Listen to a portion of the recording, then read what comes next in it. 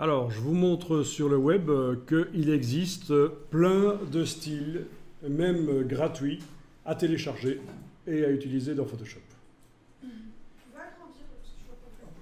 Alors, donc ça c'est l'ancien, je vais taper la nouvelle orthographe. Voilà, alors dans le champ de recherche Google, vous pouvez taper Download Photoshop Styles et vous allez tomber sur plein de sites qui vous répertorient des styles à télécharger.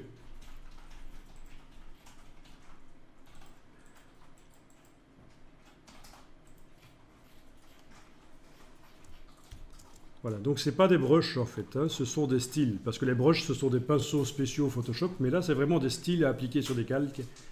Et donc ça ne sert à rien de réinventer tout s'il existe des choses que vous pouvez réutiliser. Alors il y a parfois un petit tuto avec, parce que parfois il faut appliquer plusieurs fois. C'est en plusieurs étapes. Donc il n'y a pas de règle, vraiment. Alors voyons un peu le Gold Text Effect, par exemple. Download, il y a un petit bouton Download, mais évidemment sur chaque site ce sera différent. Donc est-ce qu'il a téléchargé ou est-ce qu'il m'a amené sur la page de téléchargement? Il ne m'a pas téléchargé.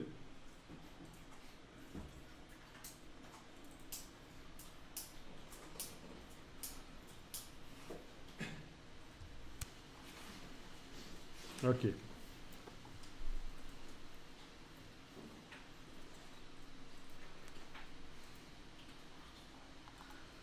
Alors, est-ce qu'il donne ici le lien pour télécharger ça?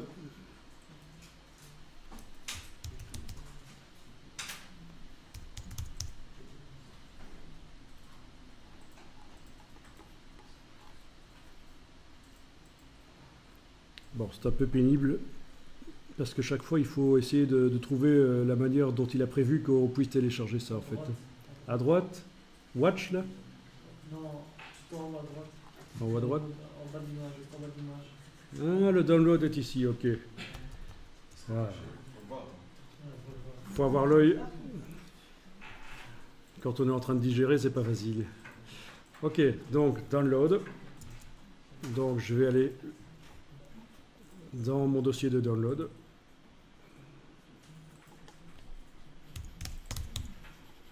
Donc je vais faire un dossier style dans mon dossier d'aujourd'hui et y déplacer le truc qui vient d'être downloadé.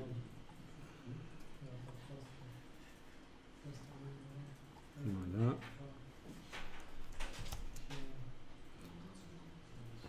Vous n'arrivez pas à décompresser du RAR sur le PC? Il faut peut-être installer le décompresseur. Moi, sur le Mac, de toute façon, il faut l'installer. Il n'est pas d'origine. Mais il y a un truc qui est gratuit qui permet de décompresser. RAR Extractor Free, ça coûte rien et ça extrait le RAR. Ok, et c'est un point ASL. Donc en fait, suivant le site, ça va se présenter de différentes manières. Parfois, ce sera un PSD à ouvrir dans Photoshop. Les calques utiliseront les styles et il faudra, si on les veut dans la palette des styles, aller les ajouter.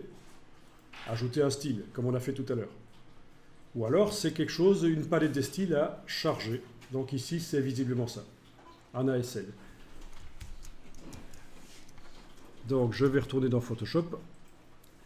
Et dans la palette des styles, ici, je vais demander menu de la palette des styles, charger des styles. Je vais aller chercher là où je l'ai mis le style décompressé, le point ASL. Il les a ajoutés ici. Et donc ça, normalement, c'est prévu pour faire du texte doré. Je vais tester, je vais dupliquer mon calque de texte cristal, le déplacer. Ok, j'ai plus besoin du polygone, voilà. Et je vais aller tester donc l'application des styles là. Voilà. Alors, il faut savoir que les styles sont prévus pour être utilisés sur un objet qui a une certaine dimension. C'est-à-dire si vous les utilisez sur un objet qui est trop petit ou trop grand par rapport à ce que le concepteur du style a prévu, ça ne va pas donner le même résultat. Donc par exemple le texte ici, j'ai peut-être intérêt à le dimensionner pour regarder ce que ça donne s'il est plus petit. Avec, voilà. Là, ça commence peut-être un peu plus à ressembler à du doré, comme ce qui était prévu.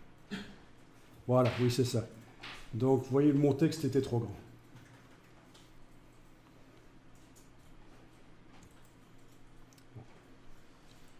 Ben, ça marche. Donc, on pourrait avoir l'impression que ça ne marche pas si on l'utilise sur un objet qui est trop petit ou trop grand. Il faut absolument y penser à ça. Bon, c'est pas mal quand même, hein. Ça donne l'effet.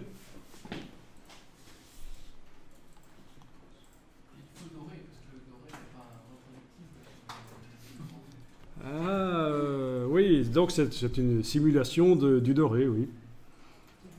C'est comme sur les packaging bas de gamme. Pour faire du doré, on prend de l'orangé un peu grisâtre.